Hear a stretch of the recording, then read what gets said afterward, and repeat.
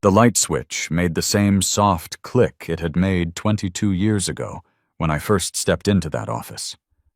Back then it was a cramped corner with flickering fluorescents, a metal desk from the 80s, and a whiteboard that still had someone else's project timeline scribbled on it. Now it was a glass-walled corner office with ergonomic everything and a nameplate that read Senior Infrastructure Architect for about 10 more seconds. I'm Edward Harrison, 58 years old, and I just got fired from the company I helped build from nothing. I stood there, hand still on the switch, watching those overhead lights blink off for the last time. Behind me, my coffee mug sat cold on the desk, the one that said Semper Fi in fading red letters. A gift from my late wife, Sarah, before the cancer took her 5 years back. The photo of me and the original founders still sat crooked on the bookshelf where the cleaning crew knocked it askew last month. I never bothered fixing it. Maybe some part of me knew this day was coming. The hallway buzzed with that awkward hum of people pretending not to notice. When you've been somewhere as long as I have, your name becomes the kind of whisper that young managers squint at on org charts and interns try to Google when they need something fixed at 2 a.m. 22 years of loyalty, and I disappear with one sentence from some kid who thinks experience is a dirty word. "The exit's behind you, Ed," Justin Palmer had said, grinning like he'd just solved climate change. "But we'll get to him in a minute." It's a strange thing, leaving a job you practically raised from infancy. When I joined Red Wolf Defense Systems back in 2001, fresh out of the Marines and looking for something that mattered, the whole operation ran on 2 desktop computers and pure determination. The server room was literally a converted bathroom, with the toilet still in it. I wrote the first line of what would become our $85 million cybersecurity platform on a borrowed laptop while someone's dog kept walking across my keyboard. See, I'd done my 20 in the Corps. 2 tours in the Gulf, 1 in Afghanistan, watching kids barely old enough to vote try to keep democracy alive in places that had forgotten what it looked like. When I got out in 2000, the tech boom was just hitting its stride, and every defense contractor in Northern Virginia was desperate for guys who understood both computers and combat. Sarah was finishing her nursing degree at VCU then. We'd met at a Veterans Day barbecue where she told me I looked too serious for someone eating a hot dog. She was right, as usual. The military had taught me to see threats everywhere, to plan for failure, to document everything, because your life might depend on remembering exactly what you did 6 months ago. Those habits saved my career more times than I could count. While other developers built fast and broke things, I built careful and kept records. While they celebrated shipping version 1.0, I was already planning version 3.0 and thinking about what would happen if the whole thing fell apart. I didn't just build the system at Red Wolf. I was the system. Every authentication protocol, every security layer, every line of code that kept government data safe. I built it like it was defending my own family. While other departments threw happy hours and team-building retreats, I stayed behind patching vulnerabilities and walking new CTOs through systems they'd never understand. The early days were beautiful in their chaos. 4 of us working 16-hour days, living on pizza, and the kind of caffeine-fueled determination that only comes when you're building something that matters. Richard Stone, the founder, was a former NSA analyst who understood that cybersecurity wasn't about fancy interfaces or marketing buzzwords. It was about keeping bad people out of places they didn't belong. Sarah used to bring me dinner when I worked late, usually around 9 p.m. when she got off her shift at the hospital. She'd sit in my car in the parking lot, and we'd eat Chinese takeout while I explained whatever fire I was putting out that day. She never complained about the hours, never asked when I'd be home. She understood that we were building something bigger than ourselves. "You know what I love about you?" she told me one night in 2003, after I'd spent 3 straight days debugging an authentication failure that could have compromised a Defense Department contract. "You don't just fix problems, you make sure they can't happen again." That was Sarah. She saw the best in everything, even when I couldn't see it myself. 3 CEOs came and went over the years. Some decent, some dumber than a box of rocks, but none of them ever questioned my place. I wasn't flashy. Wasn't the type to give PowerPoint presentations about digital transformation, but when our defense contracts needed security audits, or when some 3-letter agency called at midnight because their access was down, guess who they wanted? The old Marine who knew where all the digital bodies were buried. Me. I saw mergers, IPO talks, congressional hearings, and enough corporate drama to fill a soap opera. Through it all, quietly and methodically, I kept the lights on. I kept America's data safe while others played dress-up in corner offices and talked about leveraging synergies. Then Justin Palmer showed up, and everything changed. Justin Palmer was the kind of guy who uses utilize instead of use and thinks blockchain is the answer to everything. Private equity had brought him in to modernize our human capital, which really meant fire anyone over 40 who wasn't cheap enough. To him, I was legacy code in human form, a relic from the dial-up era who didn't understand that the future belonged to digital natives. The first time I met him was at a company-wide meeting in August. He strutted in wearing a suit that probably cost more than most people's rent, carrying a tablet and talking loud enough for everyone to hear his phone conversation about disrupting the paradigm. Sarah would have laughed at that. She always said you could tell everything you needed to know about a person by how they treated the janitor and how many buzzwords they used in normal conversation. "Team," he announced. "Like we were his personal army, we're entering a new era. The old ways of doing business are dead. We need to think differently, move faster, embrace innovation." I sat in the back, watching him click through slides full of pie charts and growth projections. He talked about right-sizing the workforce and optimizing legacy resources, corporate speak for firing the people who actually knew how things worked. After the meeting, he made his rounds, shaking hands and making promises he'd never keep. When he got to me, he looked at my name tag, and his smile got a little tighter. "Edward, right? I've heard great things. 22 years with the company. That's impressive." The way he said impressive made it sound like a medical condition. "Just Ed," I said. "And yeah, I've been here since we had more computers than employees." He laughed, like that was the funniest thing he'd ever heard.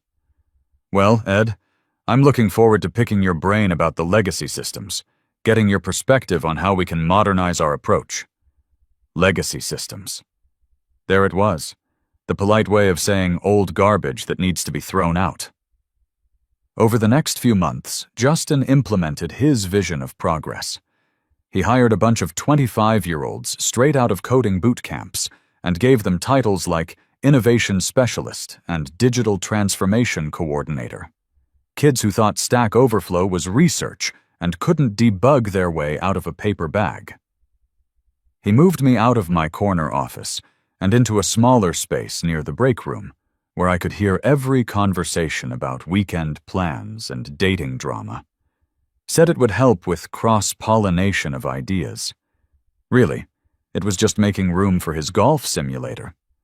The breaking point came when one of his digital natives accidentally pushed untested code to production and crashed our authentication servers for 6 hours. Government agencies couldn't access their security dashboards. Pentagon officials were calling the founder directly, asking why their classified briefings looked like a Windows 95 screensaver. I fixed it in 20 minutes once they finally called me. Just reverted to the previous stable build and patched the vulnerability they'd introduced. But Justin took credit for the quick recovery in his report to the board.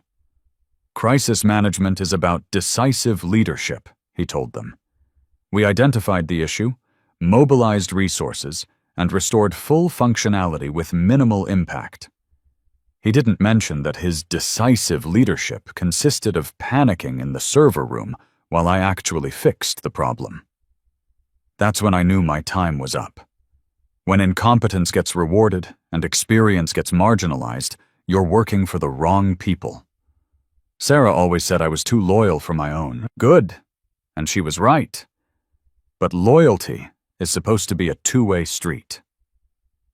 The final insult came during a security review meeting in October. We were discussing updates to our defense contracts, and Justin kept interrupting with questions that proved he had no idea how our systems actually worked. "Why can't we just migrate everything to the cloud?" he asked. "It would be more efficient." Because, I explained for the third time, government security protocols require on-premise infrastructure with specific encryption standards that cloud providers can't guarantee. He waved his hand like I was making excuses. "There's always a workaround. We just need to think outside the box." That's when I asked him, just to see what would happen, what zero-trust architecture meant. He stared at me for 5 seconds, then said, "I don't get into the technical weeds. That's what I have subject matter experts for." Subject matter experts, like I was some contractor he'd hired for the afternoon. After that meeting, I went home to the house Sarah and I had bought when we thought we'd grow old there together. Sat in my kitchen, looking at the empty chair where she used to drink her morning coffee, and read me funny stories from the local newspaper. The cancer had taken her so fast I barely had time to process it.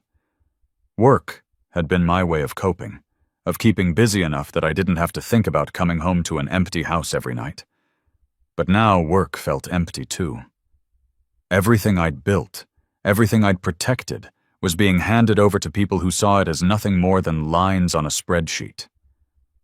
That's when I remembered the red leather folder in my filing cabinet, the one I'd kept out of habit, the way Marines keep their service records long after they get out. Documentation from the early days, when we were too busy building to worry about paperwork.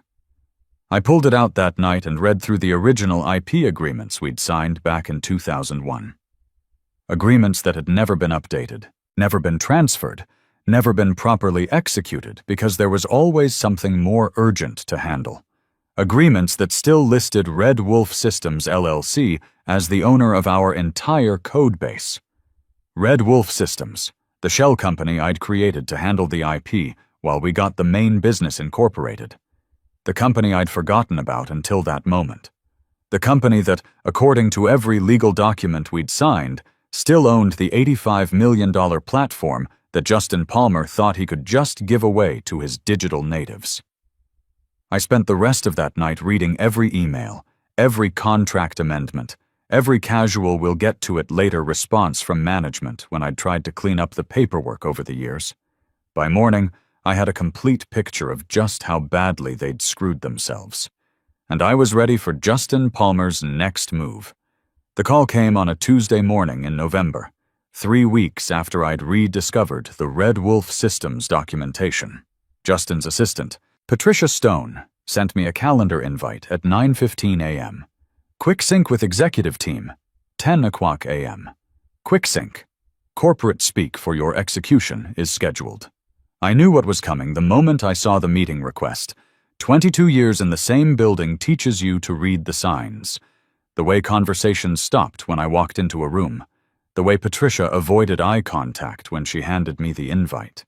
The way Justin had been making rounds with his tablet, probably building his case for why I was dead weight. I didn't rush to get ready. Took my time finishing my coffee, the good stuff I kept in my desk drawer, not the swill they served in the break room. Put on my best tie, the navy blue one Sarah had bought me for my promotion to senior architect. If they were going to fire me, they'd have to look at a man who dressed like he belonged there. The walk to Justin's office felt like my last patrol in Afghanistan. Same knot in my stomach. Same awareness that everything was about to change. The difference was, this time I knew exactly what was waiting for me. Justin sat behind his glass desk like a judge pronouncing sentence. The HR team flanked him. Linda Carter and Christopher Blake, both young enough to be my kids, and nervous enough to make me wonder if this was their first execution too. They had their laptops open, probably following some script about performance management and organizational restructuring. "Ed," Justin said, standing up and extending his hand like we were meeting for the first time. I didn't take it. 22 years, I said flatly, just so everyone in the room had to feel the weight of those numbers. His smile faltered for half a second. Right. 22 incredible years. But we're entering a new phase. Digital transformation. Cloud-first infrastructure. And unfortunately, that means restructuring some legacy positions to make room for new talent. Fresh perspectives. You understand? I watched his mouth move while my brain cataloged every word. Legacy positions. Fresh perspectives. The kind of buzzword salad that MBA programs teach you to use when you're firing someone who knows more than you ever will. Behind him on the wall was a framed poster of our platform's security dashboard, version 1.0. The one I'd built in my garage on weekends, while Sarah brought me coffee and complained about the blue glow keeping her awake. The one they now used in sales presentations to Pentagon officials, calling it revolutionary defense architecture. Justin had no idea he was firing the architect of his revolution. "We'll offer you a generous severance package," Christopher jumped in, reading from his script. 3 months full salary, health benefits continuation, outplacement services. Very comprehensive. "Understood," I said, and stood up. No arguments, no pleading, no asking who they thought could maintain systems that predated their college internships. The silence that followed was the loudest thing in that room. They'd expected a fight. Maybe some desperate negotiation about staying on as a consultant or begging for 6 more months to train my replacement. What they got was marine discipline, so calm it made them uncomfortable. "Ed," Justin said slowly, tilting his head like a confused dog. "Is there anything else you'd like to discuss?" I thought about it for exactly 1 heartbeat. Thought about mentioning Clause 7.3 from the original IP agreement. Thought about explaining how their modernization was about to cost them more than my entire salary for the next decade. Instead, I said, "Nope," and headed for the door. The walk back to my office was a funeral march where I was the only mourner. People glanced up from their monitors, then quickly away, like looking at me might get them fired too. I passed the break room where someone was heating up leftover fish. Of course they were. In my office, I moved with purpose. Packed my personal laptop first, the one I'd bought myself, the one no corporate IT department could touch. Grabbed the red leather folder from my filing cabinet, the one that had been gathering dust behind my service records and anniversary photos. Left everything else. Let the digital natives inherit my technical manuals and industry awards. Let Justin keep the plaques on the wall from grateful government agencies who had no idea what was coming. The red folder felt heavier than it should have as I carried it down 5 flights of stairs. I didn't trust elevators that day. Didn't want to share a small space with anyone who might try to make conversation about my transition or ask if I was okay. Outside, the November wind cut through my jacket like it was paper. I got in my truck, the same Ford F-150 I'd been driving for 8 years, paid off and reliable as sunrise, and sat there for exactly 30 seconds, long enough to let reality sink in. Then, I drove to Murphy's Diner, the place where Sarah and I used to go when the cancer treatments made her too sick to cook at home. I ordered black coffee and sat in our old booth, the one with the cracked vinyl that nobody ever bothered to fix. The waitress, Helen, recognized me but didn't ask why I wasn't at work on a Tuesday morning. She'd seen enough men my age having coffee at strange hours to know better than to pry. From my bag, I pulled out the red leather folder and set it on the table like I was placing evidence at a crime scene. 22 years of documentation, all of it organized with the methodical precision the Corps had beaten into me. The first tab contained the original IP agreement, signed in 2001, when Red Wolf Defense Systems was 4 people working out of a converted warehouse. Back then, I was still collecting disability payments and couldn't take a regular salary. So instead, we'd put everything in writing: ownership of source code, security protocols, and compiled executables would remain with Edward Harrison via Red Wolf Systems LLC until we had enough funding to execute a proper transfer. They'd called it a placeholder, a temporary arrangement until we got legitimate. 22 years later, that placeholder was about to become the most expensive oversight in corporate history. I pulled out my personal phone and dialed Jeffrey Walsh, the lawyer who'd handled Sarah's estate and knew how to keep his mouth shut. He picked up on the second ring. "Ed? What's going on? Remember that consulting opportunity we talked about last year? The one where I might have more leverage than a Swiss bank? You still own the platform, don't you? Every line of code, every security protocol, all of it flows through Red Wolf Systems LLC, and they never bothered to transfer ownership." Jeffrey's whistle was low and appreciative. "And you just got terminated. With cause, according to them. Failure to adapt to modern practices. This is going to be very expensive for them. How soon can you get to my office?" While I was scheduling my appointment with Financial Justice, Justin Palmer's digital empire was beginning its spectacular collapse. At 10:45 a.m., the East Coast Defense Portal locked out during a routine security audit, freezing access for 12 Pentagon officials trying to review quarterly compliance reports. 30 minutes later, the Navy's contractor management system started throwing authentication errors. By 11:20, a congressional aide from the Armed Services Committee was leaving increasingly angry voicemails about why the classified briefing dashboard looked like it belonged in a museum. See, those core modules I'd built over the years weren't just software. They were digital fortresses, wrapped in custom authentication protocols that only I knew how to maintain. When HR killed my company Access, they triggered a cascade failure in systems they didn't even know existed. Nicole Rodriguez, one of the few competent people left in IT, started tracing the authentication failures around noon. Her diagnostic logs told a story that made grown programmers weep. Core systems reporting primary, license holder not verified and unauthorized access attempt logged. Justin stormed into the server room like a man trying to intimidate a machine. Security cameras later captured him pointing at server racks and shouting, "Just restart everything!"